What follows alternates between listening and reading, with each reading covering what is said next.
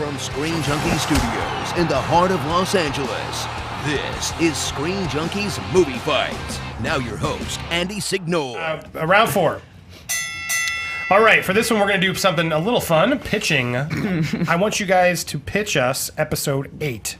And if you have a title, bonus points. I didn't ask you to, but if you do, the Gungan Senate or the Jedi Sith. Don't give mine away. Those were the ones we had a title generator wheel. But this comes from Kaleb Koho, and I'm on board. I want to hear, where do we want this to go? Pitch us episode 8, and we're starting with you, Yancey. Okay.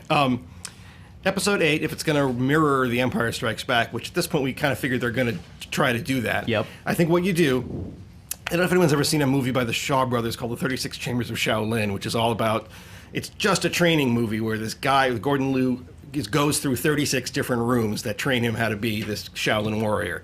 So I think the meat of the new one should be parallel tracks, Kylo being taught by Snoke, and Rey being taught by Luke and whatever Force ghosts decide to show up, and to really delineate for us the difference between the Force, the good dark side and the light side of the Force by showing how these distinctions are made, how these people are trained in a certain way. We've never seen the dark side of the Force trained on anybody being trained in that. So that'll replicate the Yoda element. And then I think in order to sort of sneak closer towards the sort of gray area they're kind of introducing with Kylo, I think that Leia and BB-8 and Poe Dameron should sort of maybe discover something that's a little compromised or rotten at the core of the Resistance, so that the idea of who is the Resistance, who is the First Order, and maybe things have gotten kind of sort of morally gray. I think that would be an interesting way to get us to the same level of apprehension we got to in Empire when all of a sudden the bad guy is our hero's dad. Okay. Ken, you're up next. All right, I'm going to do a little bit of a Roger Barr memorial reading from my pitch here as best I can. I'll get off paper. The galaxy is in chaos, so the Resistance did succeed in destroying the First Order's Starkiller base. The government of the galaxy, the New Republic, was essentially removed by the destruction of the Hosnian system. Those 5 planets were the seat of the New Republic. What remains is a power vacuum that has seen several splinter groups rise up in an attempt to take power, while at the same time the Resistance finds themselves on the run from the First Order and turned away from any remaining allies. Remember, the Resistance Army was a privately funded army tied to the Republic, but not necessarily of the Republic. So no one wants to associate with them, so they're on the run. Everyone's afraid of repercussions. Recovered Finn and Poe must help General Leia keep the organization from being destroyed from the inside and the outside, because there's a power struggle going on with all these competing good guys basically fighting to take over the new role of the good guys. And they must also stop the First Order, because we got to have some battles, we got to have some fights. Meanwhile, Rey's training with Luke is interrupted by the emergence of a new villain played by Benicio del Toro, who is Snoke's favored right-hand baddie. He's been kind of sitting on the sidelines where Snoke says, let me train the new kid. Kylo Ren, now recovered and believing himself to be the rightful hand of Snoke, sets out on his own to defeat Luke and Rey in an effort to prove his worth to Snoke. This sets up an epic rematch that finds full-powered Ren easily casting aside Rey this time, for all the people who didn't like to see Rey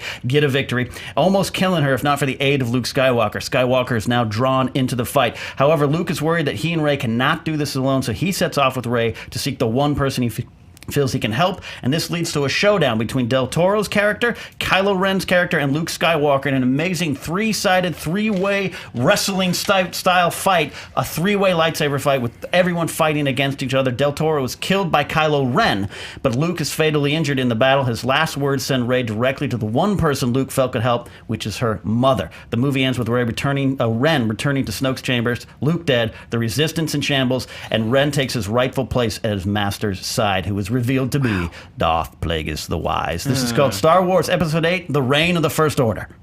Oh, good title. I know, that's a really good title. He had me with the mother, and I was like, oh. By the way, I wrote this 10 years ago in my room. I love it. Wait, who was the mother? Did you tell us, or that you kept it a surprise? Kept it vague. It's Leia. Wait, that wouldn't make any sense. All right. It's got to be a new character. Reign of the... Reign of the First Order. Brainstorm a title while we're thinking, but Reign of the First Order. Reign of the First Order. Oh my gosh. What words hasn't George Lucas used in a title before? That's kind of what you have to do. He's like, he starts like, well, we got to use revenge. So it'll be Revenge of the Sith. Return of the Attack of the something. Clones. We'll do Attack of the Clones. Okay, Hector. Psh, poop. My pitch is, obviously, Rey is training with Luke. Obviously, Kylo Ren is going to be training with Snoke. I like that little parallel deal, so I'm going to steal that. But, guys, Han died, and the Resistance needs some help. Lando, let's bring back Billy D. That's all I'm saying. Let's bring back Billy D. He's going to be that similar, like, familiar element, coming back and reconnecting with Leia Organa and doing the stuff that he's been doing since Return of the Jedi. I want to introduce a new female character that maybe becomes part of the Resistance because Rey is off training. So we've got Finn who wakes up and he starts being a part of the Resistance with his knowledge of being a stormtrooper and everything like that. He's now coming into his own as a hero. Poe is just a solid hero dude. He's taking him under his wing. They're buddy-buddy. It's all good. New female character gets introduced. Finn maybe starts to have a little thing with her because, you know, I got to agree with people saying that Finn and Rey didn't have the best chemistry. I kind of agree with that. So let's introduce a new female element that maybe Finn can have a little stormtrooper crush on her. Only because I eventually want Poe to end up being the Han Solo to Rey's kind of Leia. Like maybe they can have a thing later, like in the third one. But in this film, at one point, Finn gets captured because of his knowledge of being a part of the Resistance, gets captured by the First Order, which is extremely powerful because they basically destroyed the government of the galaxy. And so Poe goes on a mission to recruit Rey from training and interrupts her training, just like Luke was interrupted, just like, you know, from training with Yoda, and gets Rey and Finn and Rey and this new female character go, and that's when the little sparks start to fly between Poe and Rey, right?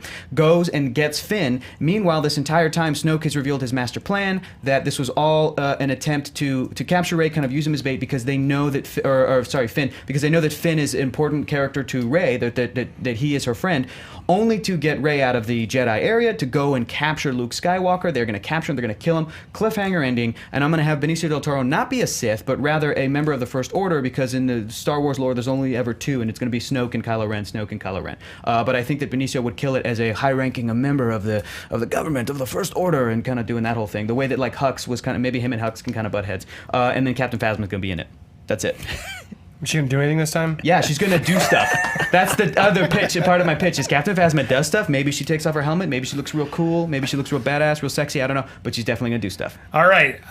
Jesus, mine was 20 seconds. Yeah, you want to add anything to that, Yancey? Because you're definitely not winning this one so far. Add to it. Well, in my defense, I think most of the questions people have after this first one are about the Force. I think even George Lucas was always kind of butterfinger with that. Like, what exactly? How does the Force work? If they want to get me back on board, which they don't care about me, but if they want to get me back on board, they might. Sure, I would like to see them actually delineate for me how the Force works. Somebody on the committee will want to get you back, or at least one person. That's the funniest line in the movie: is the Force doesn't work like that. Yeah. Well, then show us how it works. No, keep it vague. You got to keep it vague. Nobody wants answers to the Force. I want to know what. We got answers to the Force in your favorite movies. It's a science project. That's an answer. That's right. We can't do that. We can't go back to that.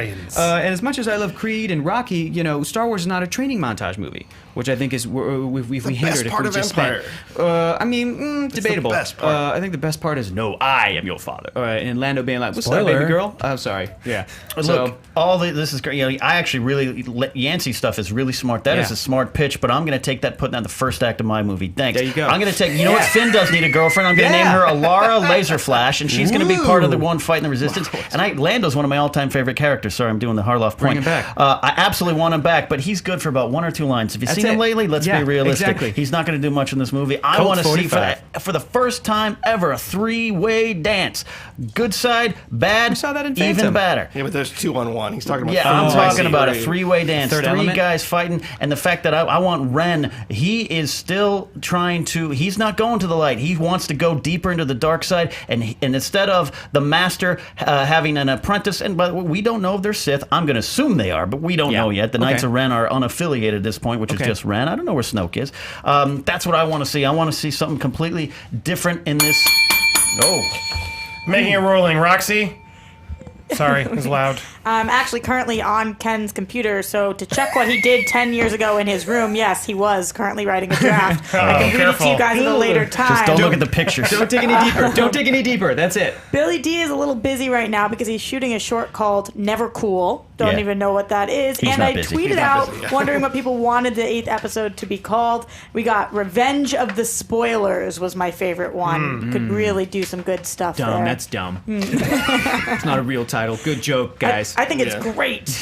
I think this one just came down to someone did a little bit more homework, and I think we all were like, that sounds pretty cool. I gotta give Ken the point. Oh, wow, But can you take elements of what? Can we combine it? When you All started three of us? stealing his and he stole yours back, it was sort of fair game. This is the committee right here. Yeah, this is the new committee. I approve of this committee. I would watch that movie. Morally gray, that's a smart term. I'm too dumb to use that term, but we're going to take it. You're right, Finn needs some love.